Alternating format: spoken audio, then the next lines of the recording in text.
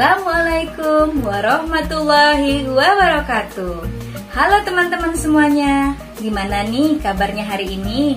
Semoga selalu sehat dan ceria ya. Kali ini ada berita penting loh tentang kesehatan. Kalian kalau sedang bersin dan batuk seperti apa ya? Apakah seperti ini? Atau seperti ini?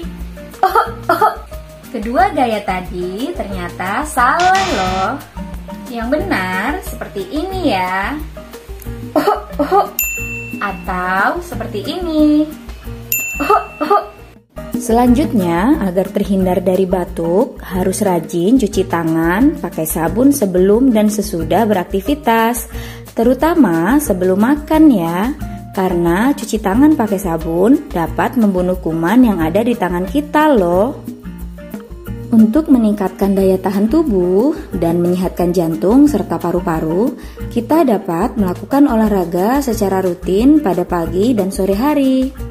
Sesuai dengan pedoman gizi seimbang, kita harus makan makanan yang bergizi agar tubuh kita kuat dan sehat, seperti sayur-sayuran, buah-buahan, kacang-kacangan, telur, susu, aneka ragam makanan pokok, serta batasi mengonsumsi makanan manis, asin, dan berlemak. Terakhir, lindungi diri kita dengan menggunakan masker saat keluar rumah. Beginilah cara memakai masker yang benar.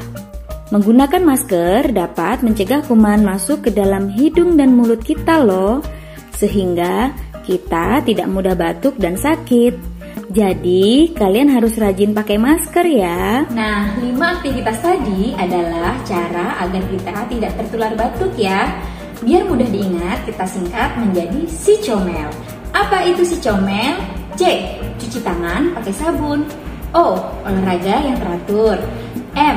Makan makanan yang bergizi. E. Etika bersin dan batuk. Sedangkan L adalah lindungi diri dengan menggunakan masker. Buat teman-teman, selalu jaga kesehatan ya dimanapun kalian berada. See you!